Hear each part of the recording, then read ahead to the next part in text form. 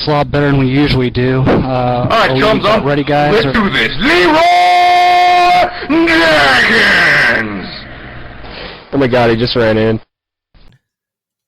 Hey, everybody, and welcome back for episode 24 of LFR, the casual podcast for casual players of World of Warcraft, where we make the lore of Warcraft more accessible than 9.2, because it's been live for like 6 hours now. So LFR usually stands for looking for raid, but this week it stands for lighting fires righteously, which will make sense later. I'm your host, Sirithe, and this week I'm joined by the first of our fabulous guest hosts, Cyrub of the great podcast Scrubs vs. the World. Cy, why don't you tell the listeners who may not know about you a bit about yourself? Well, my show is a show where it has gone under a bunch of different metamorphosize, whatever the plural of that is. Basically, I wanted to create a show that covered all the Blizzard games, and then I realized, that's not going to work. There's too many Blizzard games, and I don't have enough time to do what I want to. So I focused on WoW, and the hope is to capture those little nuggets of knowledge that you get talking to your friends. So if you go through and you have a question about your class or something, and you ask a buddy, usually you get a better sense of what you're trying to do because it's explained and it's coming from a source versus a guide. I have trouble with guides. So I wanted to go and create a show where I got all these other podcast hosts to come on and basically talk about all these different topics on how to get better and potentially learn more about how to play this lovely game called World of Warcraft a little better. And now with all the shenanigans that went down at Blizzard, we're just kind of feeling it out. But I think as time goes on, we're going to get back to some more of those things because I can't wait for the new raid to pop out and definitely see some more of the some of the story nuggets and everything. So it's going to be interesting. But if you like just stupid conversations about fun stuff, hopefully my show will entertain you at least. And I mean, seeing as everybody listening to this has presumably listened to 23 other episodes of Dracoris spouting Dreadlord theories, they like listening to stupid stuff. So thank you so much for coming on this week, Cy. I'm really excited to be recording with you, and I think we're going to have a good episode. Yeah, I'm pretty pumped too. And thank you, listeners, for joining us for another dive into an aspect of the lore of the World of Warcraft. Today, we're going to wrap up an unofficial Lich King trilogy, where the middle was admittedly 4 episodes long, but we're going to cover the Great Paladin / Lich King / Barbecue, Bolvar Fordragon. But first, we got some other stuff. Speaking of other stuff... You love me! You really love me! So we have no new reviews this week, but if you like this show, and we can only assume you do if you're still listening, please take the time to leave us a review on either your preferred podcast platform or the Warcraft Radio directory. Or just send us an email or DM. Everything helps. And we also have our lovely AOTC patrons who will be getting their names read out each and every episode until they decide we aren't worth the money anymore. So this week, I want to give a special thank you to Mud, Gershom, and, of course, our buddy Dracoris. If you want to join them and our other lovely patrons, please do sign up at patreon.com/LFRWowcast. So, I think there's one big bit of news we can talk about today. And that would obviously be 9.2 dropped. Woo. Now, admittedly, I have not had any time to play yet today. Have you? Yeah, I snuck out on my lunch break and popped in there. What'd you think? So far, it's pretty fun. It's not. I don't know. I think I might go on a little rant here. So I think the biggest thing is, I try to tamper my expectations going into these patches. So when I see these things, I look at it and I go, oh, wow, that's pretty fun. Like, this is great. This is something I enjoy. Even if I come back to it like a month or two later and go, this is dumb. Can't believe I like this.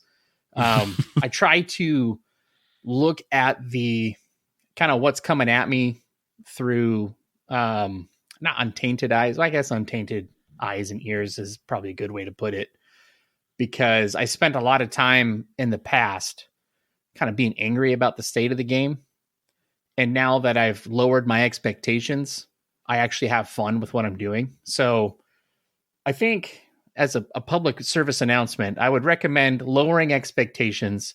I'm not saying it's bad by any stretch, because I had a blast on the things I did, but I just know with kind of how some folks are feeling about the game, like Blizzard can put out a perfect game and they'll be pissed off about it. So I think trying to just understand what 9.2 is and knowing that it's not going to be it's not going to be WoW 2. It's not going to be, they're not going to fix all the things you want fixed. It's just, here's the next piece and let's get ready for 10.0 kind of is how I'm taking this at this point. But first impressions of the zone so far, I think it's great. It looks beautiful. The story quests have been pretty engaging. Now I've only done like 5 or 6 of them, but the new little hub is pretty cool and I can't wait to unlock more of that stuff. So the animals are neat too. So it's going to be great. Like, it's going to be fun. I can't wait to get the Womvata, I think is what it's called. Basically a wombat. It looks like a robot. I think I saw that. I was able to pop into a stream. Yeah. And I saw a little bit, but I didn't want to spend too much time as well, because I don't want to spoil too much of the story for myself. Although I listen to all the other podcasts that have played through the PTR and talked about it, but right. And there's a difference, I guess, between hearing it and seeing it. Yeah, experiencing it for yourself, because, you know, like I love watching those streams too, and I like getting opinions from other people in the community. But what I try to do is I try to take their opinions and go, okay, that's their opinion. Now, what's my opinion? How do I really feel about this? Mm-hmm. Because what I see a lot of is I see a lot of quote unquote feedback with air quotes. It's just parroting the big streamers. And if they have a negative opinion about something, you know, is that really how you feel? Or do you agree with it to a point and maybe, you know, like, I kind of like this part, but for the most part, I guess they're right. You know, it's kind of a, you know, 6 of one, half dozen of the other kind of take. But I think kind of remembering like that's their opinion and doing it yourself and seeing how you feel about it is probably the best way to go about it. Yep. Yeah, I'm looking forward to diving in tomorrow. Probably won't do it tonight because I have an early day at work tomorrow, but that also means I get home early and I have time to play. There you go. Got to make that money to do the fun stuff. Yep. But I think we've talked about 9.2 enough. Let's see if anybody's looking for anyone to play with this week. It's a beautiful day in this neighborhood, a beautiful day for a neighbor. Would you be mine? So, this week, Timbermaw Tavern is still recruiting for the 9.2 raid tier. If you want to raid with me and other people who are way more awesome than me, come join the Discord and reach out to an officer for more information. I'll post a link for the Timbermaw Tavern Discord in the show notes. But with that, we should probably get to the lore. And how is education supposed to make me feel smarter? Besides, every time I learn something new, it pushes some old stuff out of my brain. Like we mentioned at the beginning, we're going to be talking about Bolvar this week. And one thing I'm trying to do is, since all these guest hosts are taking time out of their busy schedules to record for this show, I kind of have been, I mean, it's one, but I will be asking our guest hosts who they wanted to cover. And so I wanted to cover Bolvar, which I was very down for because he has some great lore. Hell yeah, he does. We don't know much about Bolvar until Classic WoW, but we do know that during the Third War, he sent his daughter Talia to Kul Tiras so she could be raised away from the Third War. probably a really good idea. The next, technically the first time we see Bolvar, he's the Regent of Stormwind on behalf of King Anduin. This is because Varian went missing. And if you want to learn all about that, please do go listen to our Varian episode, because that's a big, big story. When Jaina found evidence that the Defias Brotherhood was involved in Varian's disappearance, Bolvar planned and launched a new offensive against the Defias. He also unwillingly became Onyxia's pawn after he received the Drakefire amulet from Lady Prestor. But that definitely ended when we, ended her. And now she's a mount, so she's obviously not that important. I wonder if she was a mount at that situation as well, only as dragon form for Mr. Bolvar. Sorry, was that appropriate? No, that's definitely the kind of joke we make here, but that's a whole can of worms, I think. Seeing as she was mind controlling him. Right? That could have been I don't know. I don't know if we need to dive into that one. I feel like a Shrek dragon donkey situation was going down though. Yeah, a little bit. So I've got myself out of order in these notes here for a little bit. So we're going to skip that part. So when Varian first returned to Stormwind, Bolvar noticed that there was a change in him, especially when he was around Lady Prestor. And then when Magni came to Stormwind, because he wanted to discuss war plans against the Orcs and the Dark Irons, Lady Prestor counseled Varian against sending troops. Bolvar tried to keep relations with Magni in good standings and told him that he had sent reinforcements to the Vandal span, but Lady Prestor told him she had rescinded his orders. So even though he was nominally in charge of Stormwind, she kind of did what she wanted. It must be cool to be a dragon. Hell yeah. Although if rumors about Tenno are true, we may be able to be dragons, which might be ridiculous, but I would totally do it. Which would be amazing. I would do it in a heartbeat. Yeah. I mean, that's like when you think of, well, for me, like I'm a fantasy genre nerd. So anything with a dragon in it, I will at least listen to you. All my favorite mounts are dragons. Yeah. Also, because I still don't have Invincible, but... Ooh. I got Invincible. I've been grinding that since MOP. Yeah, it's been years for me too. I remember my son was trying to get it, and then I got it, and I started doing like this. I started like squealing. He's like, he thought I was dying or something, and I was like, no, I got Invincible. Look at it. 10 years later, or however long it's been. Yeah, definitely a little bit envious. Keep trying, man. So it'll be there for you. Eventually. When Logosh returned to Stormwind, and we find out Lady Prestor is Onyxia, Bolvar fought to secure the keep, and when the two Varians left to recover Anduin, who had been kidnapped by Onyxia, for more about that, you can listen to Varian or Anduin's episode. We cover it in both. They left Bolvar in charge once again. After that, we don't see or hear much from our former Regent Lord again until we head to Northrend to take down Arthas. After Bolvar aided in defending Stormwind from a Scourge attack up in Northrend, Bolvar led...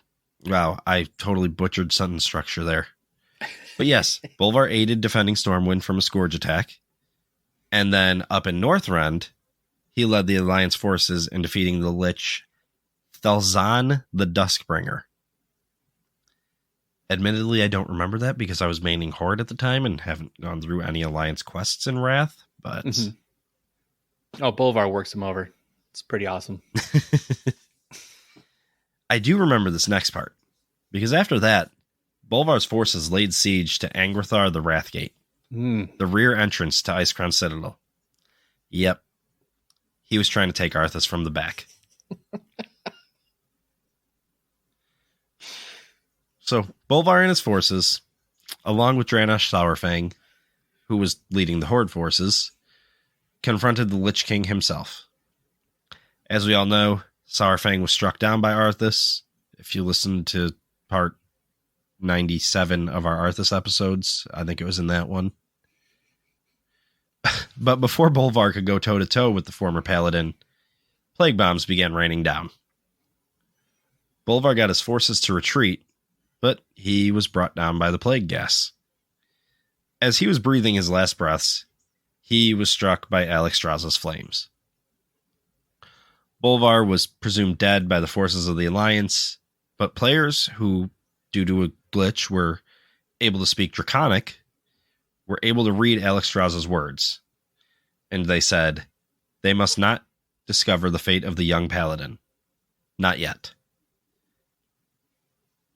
So I can only imagine how cool that would have been to see live before we knew what was going to happen with Bolvar. Like, Yeah. Well, I as someone who was there, I was at the Wrathgate physically. I wasn't really physically at the Wrathgate, but when that moment happened and those damn plague bombs dropped in, I literally let out like a no, what is happening?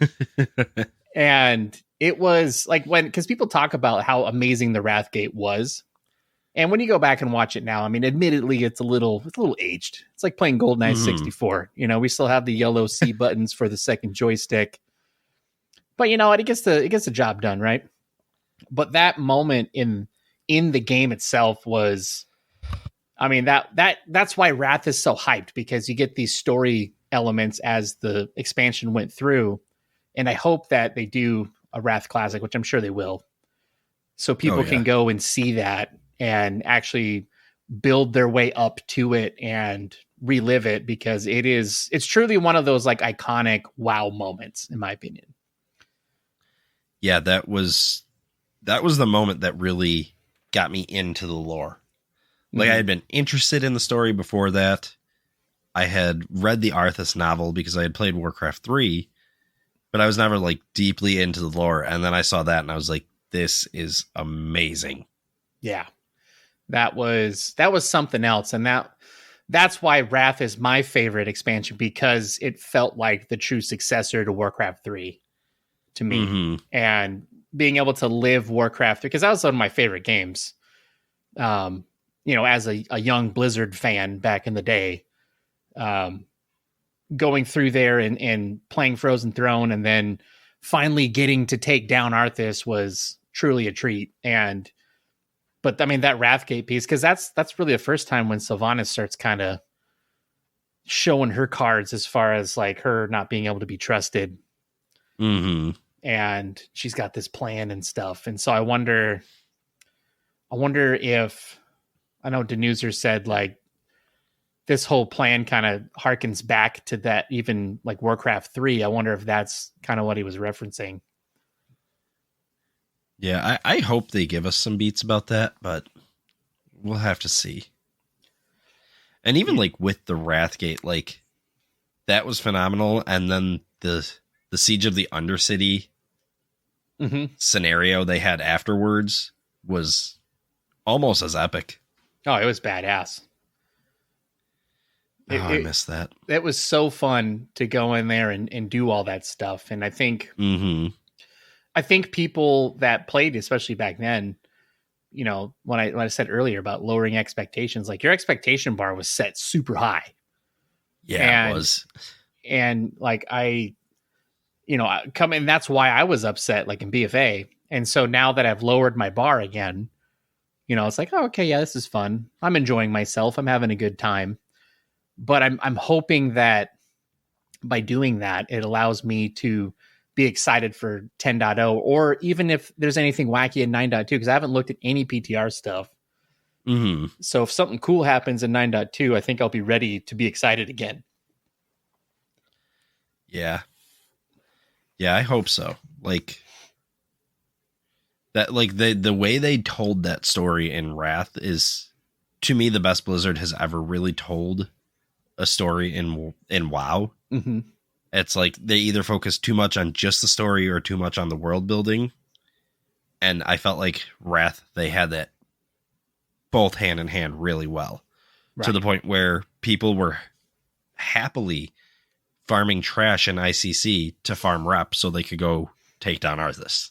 Yeah, because Ice Crown lasted forever. Yeah, it did. And I enjoyed every second of it. Like, I was actually sad when we were done with it. I was like, no, I'm going to go back. So, I mean, yeah, it's and I think another reason why that feels so epic in Wrath is because, like, the Lich King pops in like all the dungeons. And so he's kind of pulling the strings behind all these other big bads that are around. And he feels menacing and he's everywhere and he's watching us and he knows what we're doing. The only odd thing is I don't understand why we set up the Trial of the Crusader. Yeah, that was I weird. enjoyed The raid, but the story behind it didn't make any sense. It's like, yeah, we're going to get ready to go assault the... Let's have a Ren fair real quick before we go do this. I thought that was the only kind of weird misstep. But, I mean, whatever. It's still fun. I like going back and even the stuff. part of Wrath, like, where they weren't focusing on Arthas and we went to Ulduar, was so many people's favorite raid. Mm-hmm. Which I understand why. It's a fantastic raid. Yeah. That's the raid that got me into raiding. And like the fact that you can unlock hard modes by doing certain things in the fights. I mean, that's how it should be done, in my opinion. I feel like that like set a bar that we can't even jump over with a pole vaulting pole. Cause that was so fun. Cause like you go through and like, I don't know if you remember XT, the robot who has a hilarious voice, by the way. His voice lines are so funny. But that heart pops down, and I remember our raid lead was like, okay, slow DPS, slow, oh no, and then we break the heart and wipe because, now we're getting hard mode. Or someone's like, oh, hey, we're in Mimiron's room. What's that giant big red button that says don't push? I'm going to go push it. And they go push it. And then we die because it's the firefighter mode. But I mean, yeah, I mean, it was so well designed and so awesome. And each boss was unique because even like Hodir was interesting because you had to jump. Otherwise you froze, or you had to unlock the campfires. It was an annoying fight, but it was fun because it was just so different. So I hope in the future they can go back to some more of those things, because I think that would make it really fun. And like from a storytelling perspective, like it makes sense because it's like a secret. It's like a secret of this boss. Like, oh yeah, well, if you kill this guy last in the council, he's going to absorb all these other guys' powers. And now he does these things and it's different. So I think that's why people loved it so much. Yeah, it was definitely a lot of fun. But we're here to talk about Bolvar, not Ulduar. And I keep getting us off topic. It's okay. I am terrible at that too. I will gladly take you down the rabbit hole. I'm sure we'll get back down it. Yeah. But what was the young paladin's fate? Well, when we enter Icecrown Citadel, we hear him yelling out in pain as Arthas tortures him. And we fight our way up and up and up and through all the different bosses and different corridors. And when we reach the Frozen Throne, we see Bolvar chained up above it, burnt to a crisp, but still alive. We do our thing. We fight Arthas. We kill him. He doesn't drop invincible. And Tyrion's about to take up the Helm of Domination, because there must always be a Lich King. Unless Sylvanas breaks the helm, but I don't know. Lore, something, maybe. Yeah, she decides to maybe end they'll it and just it. jump off. She's like, F this, and just tries to jump off the Ice Crown Citadel. Yeah, but like I was talking about the Shadowlands cinematic where she just destroys the helm. Like, oh yeah, well we'll get shouldn't to that. That make the Scourge just go mindless and wipe out Azeroth? Maybe. I'm still concerned about what we'll find when we go back. I hope it's something cool like that. I hope that by her breaking that, it did send the Scourge out, and we need the dragon's help to go barbecue all the undead. Dragon Isles. Hell yeah. I do hope it's Dragon Isles. Anyways, let's get through a paragraph before we go off topic again. So As Tyrion's about to take the Helm of Domination upon himself, Bolvar stops him and takes it for him. Because he understands that, he doesn't really have a place with the living anymore. So he asks that no one tell what happened at the Frozen Throne, and to tell everyone that he gave his life to defeat the Lich King. Because he understood that if anybody knew there was still a Lich King, they would freak out. Of course they would. And understandably. Mm-hmm. So, while Bolvar sat on the throne, he bound many Scourge to his will to keep them from being a threat to the living. But he wasn't able to bind all of them. I know the Scourge in the Plague Lands were autonomous, and some others, because we still have Scourge to fight. People like killing Scourge. They're not going to take that away from us. But other than doing that, he was kind of just a popsicle until Legion came around. That's right. I'm going to jump in here. Sorry. Yeah. Now, being that I'm ancient in video game terms, after Bolvar takes the Helm of Domination and puts it on, and the loading screen changes to Bolvar kind of in shock, looking at his hands I can't believe this happened to me. The memes that came out of that was some of the best interneting I think I've ever seen. And my favorite, so it had Bolvar at the strip club. It had Bolvar petting kitties, actual kitties, not strip club kitties. And it had, but my favorite one was a picture of a Subway. And I'm like, okay, what's this? And it had Bolvar in the corner eating a sub sandwich. Just by himself, just eating his $5 footlong. And oh my God, I died when I saw that. That's the greatest meme ever made. Whoever made that meme is a hero in my book. Sorry, I somehow missed out on all those. Now I'm sad. I'm going to have to go look them up after we do this. You do, because they are prime internet right there. So I would argue that Legion gives probably just as much lore to Bolvar as Wrath. Mm-hmm. Especially if you played a Death Knight, which I did during Legion because I felt like they had the coolest class hall and the coolest artifact weapons. Mm-hmm.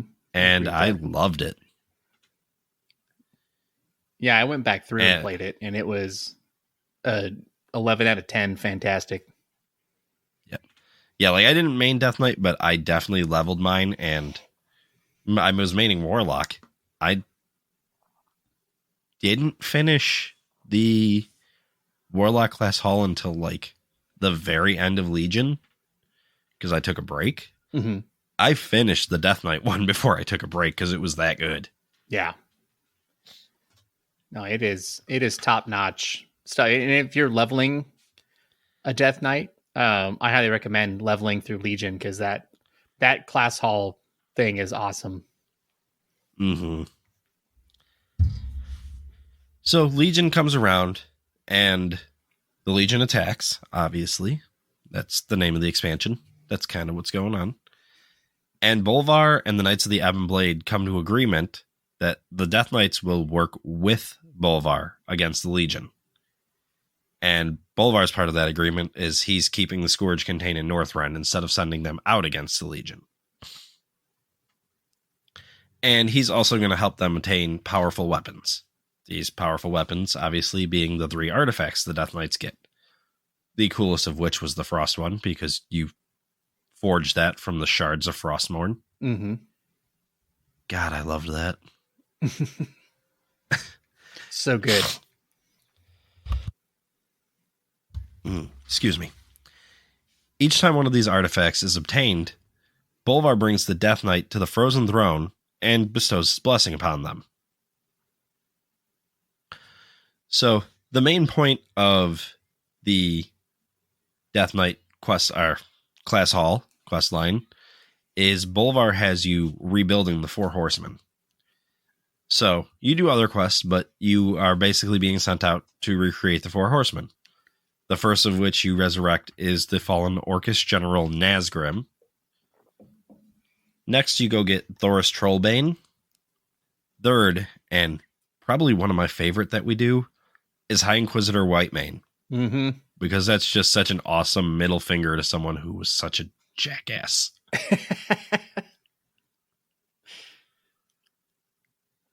And then fourth, and probably most importantly, because they were meant to be the leader, you were sent to get Tyrion Fordragon, who obviously died at the Tomb of Sargeras. Oh my God, his death. I actually laughed. I wasn't supposed to laugh. It felt a little ridiculous. Yeah, it was like, he's like, the light can't touch me, or you can't touch me because I got the light. And then the thing's like, oh yeah, we'll eat this shit. And then he's like, I'm burning. And it's like, it was just, I don't know. I thought it was so funny, and I feel terrible because I'm not supposed to think that was funny, but it was.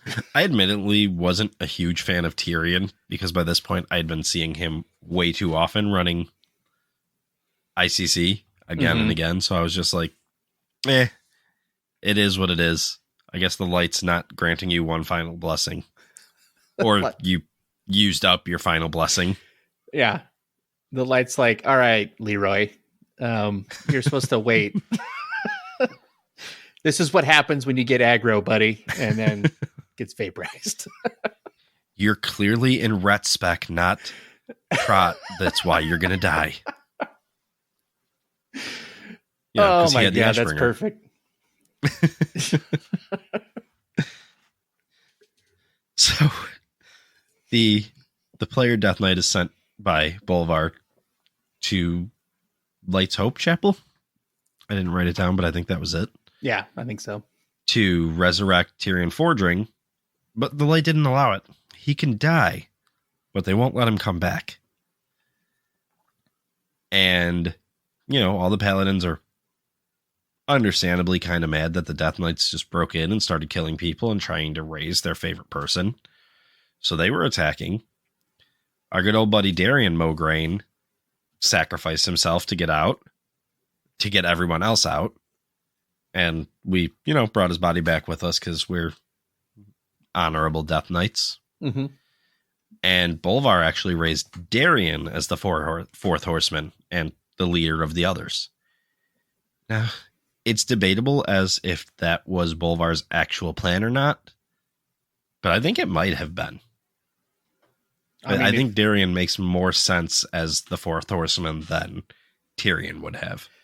Yeah, I firmly agree with that. I mean, if you don't get I think it was like,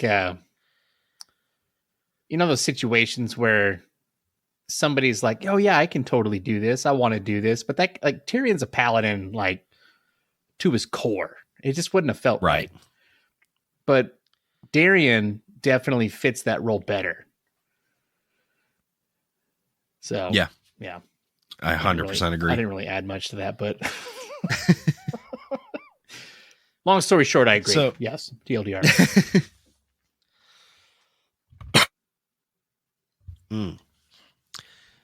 After that, you got the chance to go get your flying mount, and Bolvar sends the Death Lord to consume the life essence of a red dragon named Kyranastraz and claim it as their own.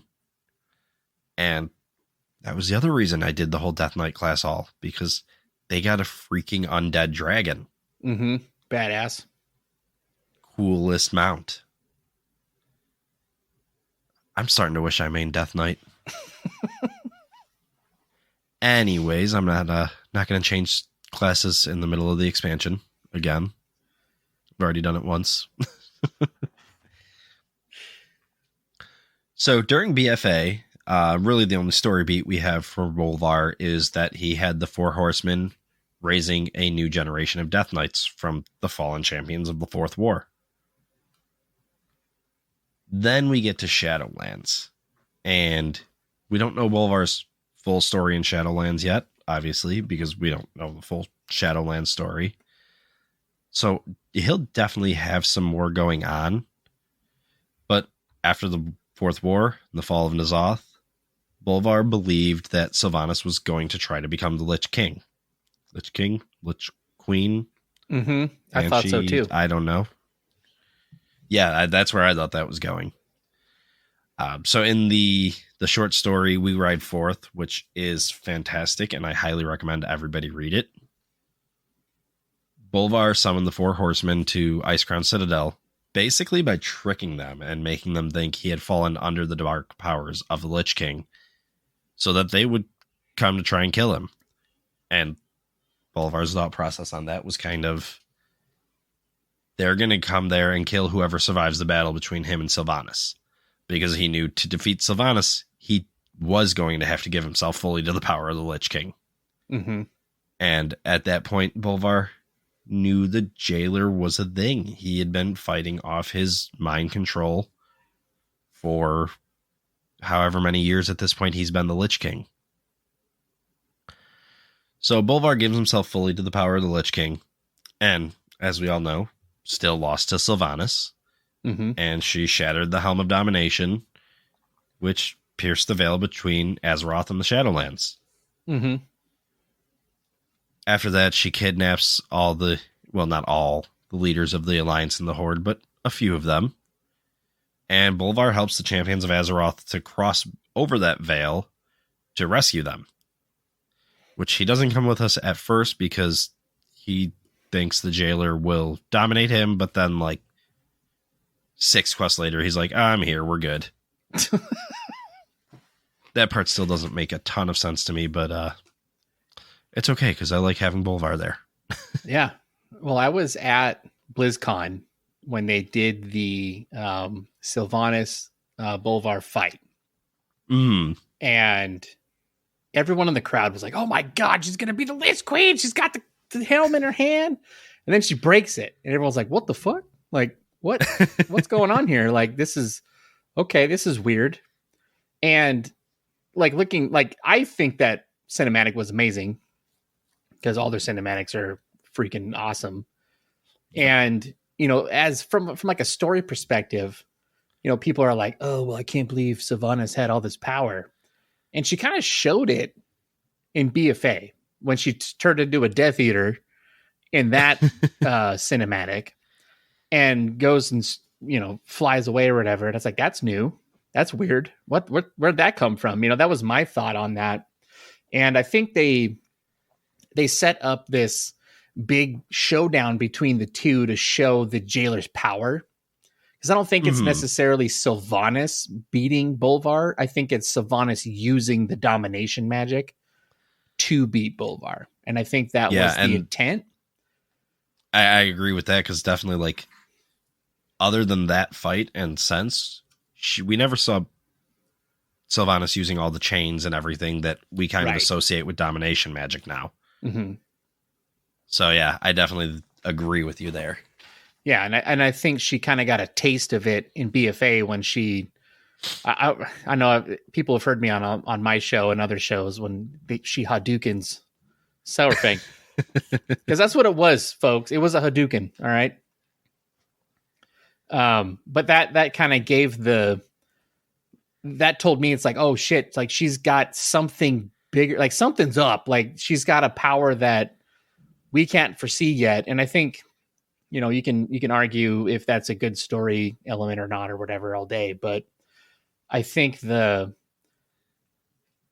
me with the lowered expectation bar, I was entertained, but then again, I enjoyed professional wrestling as a kid. And this was Sylvanas' heel turn. So she basically took the steel chair and bashed Sourfang with it.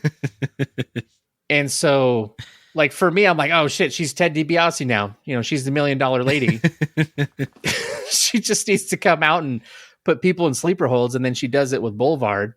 And so, it's just another jump in the story. Now, you could debate if it's good objectively or not, but I think for me personally, I'm enjoying it because I'm looking at it through the lens of professional wrestling. I'm not looking at it through the lens of this is a serious story or anything anymore. There's steel chairs coming out of left field. That's the whole thing with Warcraft. It's a video game. From the start, if you played Warcraft 1, you had humans fighting orcs invading from another planet. Right. realism was never a thing. No. Now, the story was engaging and how we got in the past, like the Wrathgate and everything leading up to Arthas, minus Trial of the Crusader, because that just didn't make sense. But I mean, even so, like people do stupid, like you could go to real life scenarios and come up with stupid examples of like real life things that happen in war and stuff that were just dumb. Like, why'd you do that? Yep. But yeah, I mean, she tried to steel chair the jailer and the jailer saw it coming and gave her the sweet chin music. And, you know, now he's got the championship belt and we got to go get it from him. Yep. So with Bolvar and Shadowlands, Talia also learned that her father was still alive because the, you know, master of spies, Matthias Shaw, is apparently terrible at keeping secrets and mentioned it right in front of her. So she hopped into the Shadowlands to hang out with Daddy, which kind of cute. Well, and that was one interaction I was super pumped to see. Because when we were watching the moment between her and Anduin, I was RP typing. I was like, ooh, this is weird. Yeah. Should I tell her? Anduin, you want me to tell her? I could tell her. I was there. Yeah, so it was pretty fun to see those two come together. Yeah, I was happy to see it. I wish they didn't have to do it in the literal land of death, but at least they had it. Yeah. I want them to expand upon that because Talia kind of goes away. Yeah. It's like, where the hell did Talia go? Kind of do so, even if they just do something like they did with Thrall and Draka and they have a stay a while and listen. Right. That would be cool because that was a cool interaction too. I love that. That was fun. That's so as we go story for another day. Yeah, we did the Thrall episode. That was episode 2. That was before they met. Oh, you already did that then. There you go. Yeah. Well, no, because we did it before they met. So now I have to do a Draka episode, basically. There you go. But Bolvar personally led the efforts to rescue the captives of Torghast. After the Mawwalkers defeated Daddy D, Bolvar felt a darkness calling to him from Torghast. By focusing upon it, he learned that a new Mournblade was forged within the tower. Obviously, that being King's Morn, or is that it? I always forget. I still think they should have named it Shalamorn. That would have been awesome. But we can't get everything we want, apparently. No comment. In 9.1, Bolvar was very important in leading the Death's Advance faction to Korthia. And when the Mawwalkers get the Primus' sigil, he recognized the magic bound within it as coming from Torghast. So he's like, hey, go bring that to the Runecarver, which was a really bad idea. Mm-hmm. Why would we bring one of the things the jailer is looking for to his literal house? To Torghast. I know. Yeah. It still bothers me. It's like I don't even know. Like, I can't, like, I understand why people are upset with the story. Like, I get it because you have moments like this. Now, I understand you have to do risks, but I mean, this is like Ocean's 12 trying to set this thing up to go put the money back. It's like, what are you doing? You already got the money. Like, let's keep going away from there.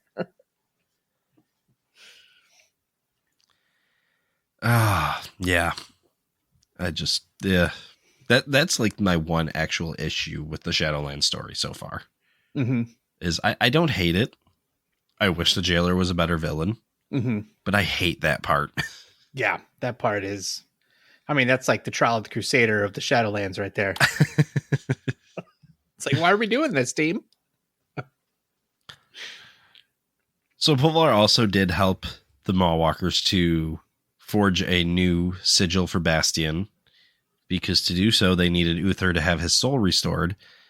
And he told them of a vision he had of a section of Torghast where vessels of souls were kept by the jailer, which was a really cool room. And I kind of hope we get to go back to it and investigate some of those other souls. And then we get to the Sanctum of Domination. And Bolvar was along with us as we fought Sylvanas. And fought her again and again and again. Because that fight was hard and it took a really long time. It did. I mean, it was a classic final tier or final boss of a tier. Just marathon fight. Oh, I'm honestly happy to be done with it. Well, and also, like, I remember we were in the middle of it, and I forgot that, you have to get her, like, what is it, 45% or something like that, or 50%? And I was 50 on heroic, I know that. Yeah, so we get to the fourth platform, and I'm like, oh my God, she's only at 50% because I missed the normal kill because I coached my son's soccer team and stuff. And so, yeah, I missed the normal kill. So I didn't know this. I forgot about it. And so I'm like, oh my God, guys, we're not going to get it. Like, what do you mean? We only have like 2% left. And I was one of those great surprises, but it's like, oh my God, I'm an idiot. I was so happy when we finally killed her. Well, you just knocked her out. You hit her with the brass knuckles. Yeah, that's true. Yeah. Or I'm sorry, the jailer hit her with the brass knuckles and she tried to steel chair him. Yeah, we arguably did nothing. No, yeah, we didn't do anything. We just weakened her, and then the jailer's like, here's your soul, and I'm leaving. Obviously, Bolvar did nothing either, because when we finally get to the Arbiter, he gets imprisoned by the jailer because Sylvanas shot an arrow at him. Yep. And then the jailer throws the soul at Sylvanas, and she passes out, and we kind of leave off with Bolvar hoping that Sylvanas will have the knowledge to help them stop the jailer and rescue Anduin. We won't go into 9.2 spoilers here because I want to see it for myself. Yeah. And I'm sure his story has a lot to go in the raid, and a lot of that hasn't been data mined, or at least I haven't seen it data mined, and I'm not looking for it. Yeah. No, I think they actually kept the last 3 bosses hidden. Yeah. And I think that's amazing because I think, like, here's what I think. Stay a while and listen. I think that WoW would benefit taking the stuff off of PTR. Like, test the things that are like kind of like, okay, we need to figure out the numbers here, but they got to stop setting up the data mining, because when the expansion or the patch is spoiled before people actually get to go play it, it doesn't feel new. And so people are pissed off before anything even launches. So they're looking at, like, now I think, like, in this case, they did a really good job of with the cipher. They fixed a lot of that stuff, and they fixed a lot of, like, the mount drops, for example. Like, you can craft them now, and they're not random RNG chances off of rares and all that stuff. So they listened to the community, which is awesome. I love that. But they got to keep the story and stuff hidden. And I think that'll make for more of a exciting time in the patch. And it'll also make for more exciting world first raises, because those guys aren't going to know anything before it happens. And so those last 3 bosses, I'm so excited to actually watch the world first race, because they have no idea what's coming for them. So now they have to ask themselves, are we going to go through heroic and see it first and then try mythic and potentially waste time? Or do we go straight into mythic? So I think that if Blizzard can just tweak a couple things and kind of bring the unknown back into the game, I think that'll help a ton going forward. That's my personal opinion. That was something Dracoris said too, is like, we won't ever get a Wrathgate again because of the data mining. It will leak before it happens. Right. And they didn't have data mining like they do now back then. No. And we were surprised. Yeah. Like, when I played Classic, I started back then. The game was, like, in my mind, it was the greatest thing I've ever done in video games. because I didn't know what was coming. Everything was exciting. It was new. And then you watch the re-release of Classic WoW now, and everyone knew what was happening. And yes, it was still fun and it was still very enjoyable, but it kind of left that mystique out of it. And so people are starting to kind of see that, like, well, they say Classic wasn't a great game. And it's like, well, okay, you're not looking at it through the context of 2004. Like that game didn't exist anywhere else, only except in 2004. So 2004 standards, this is brand new. This is amazing. This is awesome. And now we're in, 20, what was that launch? 2020, something like that. 2019. I can't remember. I think it was 2019. Yeah. So people were playing on it or playing private servers for decade plus. And so they knew that game forward and backwards. And while it still did very well and it was very successful, I think that the lesson you can take from that is bring the magic back by hiding the new things and keeping it interesting and keeping it mysterious, because that's why we play games, right? Like, people go and they enjoy Final Fantasy 14 right now because they've never played it. It's brand new. Mm-hmm. And when I played it, I had fun the first couple levels. And then I was like, well, this is just WoW with, anime skin on it, basically. And it wasn't for me. I didn't enjoy it. And so I stopped playing it. But people are enjoying it and they're having a great ass time playing it. And great. Great. Have fun, do the thing, but it's because it's new. And, the creators of that game came out and said, like, WoW was their main, one of their major, not motivators, influencers, and how they designed the game. And so if that game, which is also old and also failed to begin with, like, let's not forget that. They actually shut the servers down and relaunched it. If they can learn their lesson, then I have all the hope in the world for Blizzard going forward, because right now it's a tough time, but tough times kind of spur and motivate innovation. And so if we can get them to realize, like, hey, let's keep going forward and let's keep the mystery. Let's find some new core values. Then I think this game's going to be amazing going forward, especially with the Xbox acquisition. So it could be fun. That's why I'm cautiously hopeful for 10.0, because by this point by 8.3 in BFA, like, we had whisperings that it would be Shadowlands. Right. And, everybody was talking about it's either we're going to the Shadowlands or Sylvanas is going to be the Lich Queen. Mm-hmm. Like, those were the two theories.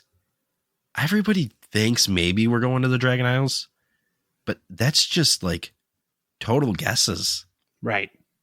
Like, all we know for sure is that we're back on Azeroth. Mm-hmm. And so I'm really excited to see where we go. Yeah. And I think if Blizzard holds their cards to their chest and they don't leak anything, they don't do anything like that ahead of time, and they come out and they trick us, basically, and throw something out that no one expected. I mean, even if it is Dragon Isles, like, I'll be super pumped. But I think if they can get back to the, like, let's stop releasing things early and let's keep it a mystery until we officially announce something, then I think that would be amazing, because there are certain things that should be data mined, like kind of like some of the like new systems or something like that. Like maybe something like that where they're trying something new and it needs to be tested, then that should definitely be kind of talked about in the community. But if we're going to sit here and know everything before it even comes out, like a year in advance, then no one's going to want to play it. And then everyone's going to be soured on it. And then you're going to get the talking heads out there that are going to go and be like, well, this is dog shit. And they're going to sway the community's mind before they actually have a chance to make up their own mind. Mm-hmm. That's my concern. Yeah, I definitely agree with that. Yeah. But Bolvar is pretty cool. Very much. That's I learned a little bit about him doing these show notes. Yeah, he's one of my favorite characters. So I'm an Alliance guy through and through, and Bolvar to me is like he's like the gladiator in my book. He's like Maximus. Like he goes out and he fights all these crazy wars, and then he's a badass and he's, you know, in his second life basically. Now Bolvar is not a gladiator, but I mean, I guess you could say being burnt and controlling the Lich or the Scourge forces is basically, it's a different way of living than his first way of living, which is technically the way I'm trying to dig myself out of this hole, but but he's got that cool, like, he's just like, he's a badass. He's an Alliance badass. So when people talk about cool characters for the Alliance, I'm like, well, Bolvar's number one in my book. So that's what I wanted to talk about. Yeah, I don't know if I'd go number one, but he's definitely top 3. Yeah. I mean, Anduin's cool too. Or not Anduin, but Varian. That's where I was going. Yeah, Varian's pretty badass too. But I mean, Bolvar stepped in Varian's absence. So I kind of give Bolvar the kind of benefit of the doubt. Because like one of my life mottos is do the right thing. And Bolvar is trying to do the right thing at every turn. So that's why I love him. And even when people thought he was being shady, I think, you know, with the reveal of Shadowlands and the Jailer, he knew this was coming. He was trying to do what he could to protect Azeroth. Mm-hmm. He's trying to do the right thing. So, yeah, I think Bolvar's the best of the Lich Kings for sure.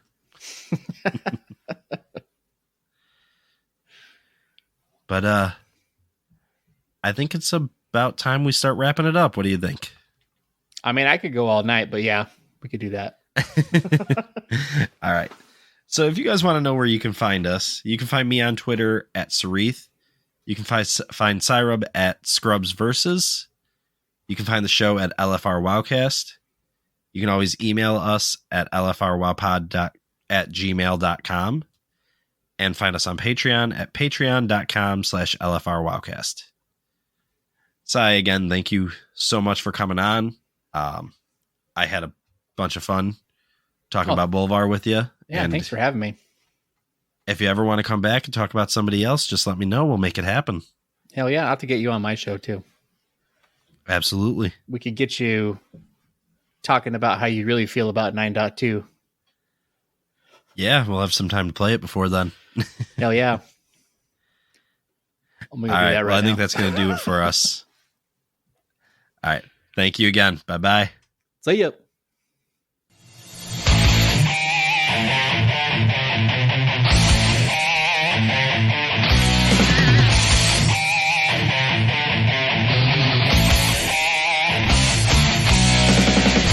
I am very uncomfortable with the energy that we've created in the studio today.